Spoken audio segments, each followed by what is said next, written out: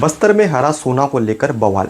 किस तरीके से सियासत तेज हो रही है, किस तरीके से अंदरूनी इलाके के जो आदिवासी बहुल क्षेत्र के जो लोग, जो आदिवासी हैं, जो तेंदुपत्ता संग्रह पर निर्भर रहते हैं, अपनी जीवन को निर्वहन करते हैं, उस पर रह कर किस तरीके से अपनी जीविका चलाते हैं, आज उस पर बात करने की हम कोशिश करते हैं, उस पर प्रकाश डालने की आज हम कोशिश करेंगे। नमस्कार, मैं भरत विहान दुर्गम हूँ और आप विहान बस्तर देखना शुरू कर चुके हैं।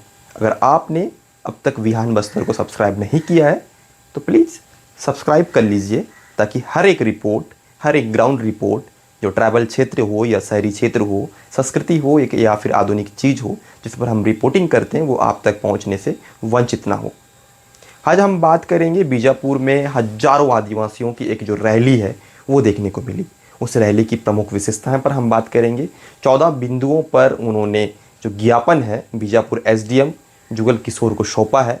राज्यपाल के नाम पर इन्होंने ज्ञापन सौंपा है। सर्व आदिवासी समाज के जो प्रमुख लोग हैं उनकी मौजूदगी थी। उनकी मौजूदगी में एक नहीं, दो नहीं, हजारों आदिवासियों ने 1.5 किलोमीटर की जो सफ़र है वो जिला मुख्यालय में देखने को मिल रहा था। सराउंडिंग से वो सफ़र करते हुए पैदल की और जो नारे हैं, नारे लगाते हुए वो जो बीजापुर के एसडीएम है उनको 14 मांगों पर ज्ञापन सौंपा है। ज्ञापन सौंपने पर 14 क्या बिंदु हैं जिन पर प्रकाश डालने की हम कोशिश करेंगे। कुछ बिंदुओं पर हम प्रकाश डालने की कोशिश करेंगे।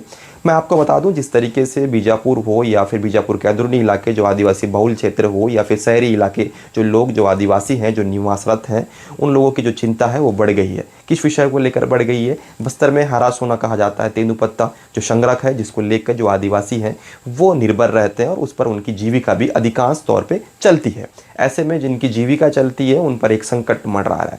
किस विषयों को लेकर संकट मंडरा रहा है? जबकि प्रशासनिक के स्तर पर अगर बात की जाए, जिला प्रशासन ने ये कह दिया था कुछ दिन पहले ही कि बस्तर बीजापुर के लोगों को अब नगद भुगतान किया जाएगा, और इसी नगद भुगतान को लेकर ये रैली देखने को मिली। नारे भी लगे कि नगद भुगतान होना चाहिए, नगद भुगतान होना चाहिए। प्रशासन ने जब बोल दिया है कि नगद भुगतान होना चाहिए तो उसके बावजूद ये रैली क्यों?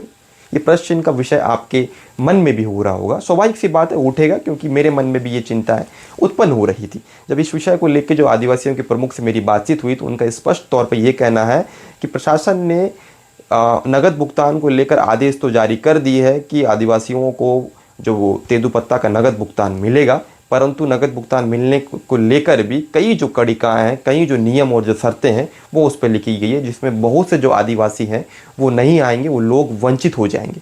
क्यों वंचित होंगे? क्योंकि बहुत से ऐसे लोग हैं जो सरकारी योजनाओं का लाभ नहीं ले पाते। वजह माने तो वजह कई बाहर निकल के आ रही है। एक वजह हम आपको बताने की कोशिश करेंगे जिसमें ये लिखा गया है, ये कहा जा रहा है आदिवासी प्रमुख के द्वारा कि बहुत से जो आदिवासी हैं जो शहरी इलाकों पे निवासरत हैं या फिर अंदरूनी इलाकों पे निवासरत हैं, जिनकी भूमिका आदिवासियों से होती है, जो आदिवासी हैं, वो लोग जिनका जो आधार कार्ड है बैंक खाते से लिंक नहीं है, लिंक नहीं होने से बहुत से ऐसे लोग हैं सरकारी योजनाओं का लाभ वो नहीं ले पाते हैं। ऐसे में उनका चिंता बढ़ गई है, क्योंकि तेंदुपत्ता जो बस्तर का हरा सोना कहा जाता है, बस्तर की जीवनदायिनी कही जाती है, उसकी जो भुगतान है वो उनको नहीं मिल पाएगा। क्यों नहीं मिल पाएगा? क्योंकि उनकी जो अकाउंट है आधार कार्ड से लिंक नहीं है। क्यों लिंक नहीं है, इस विषय पर भी हमने बातचीत करने की कोशिश की तो उनका ये कहना है कि बहुत से ऐसे आदिवासी लोग हैं, जो भाई हैं, जो बहन हैं, जो बुजुर्ग हैं, जो युवा हैं, आज भी अंदरूनी इलाके में निवासरत हैं, जो जागरूक नहीं हैं। ऐसे लोग हैं जिनकी अकाउंट लिंक नहीं होने से बहुत सी समस्याएं उत्पन्न हो रही है। यही विषय नहीं, इस विषय के साथ 13 बिंदुओं पर अगर प्रकाश डाले तो उनमें बहुत सारी चीजें यहाँ भी बस्तर की खबरों से जुड़े रहने के लिए विहान बस्तर को सब्सक्राइब करें और बेल आइकन दबाएं।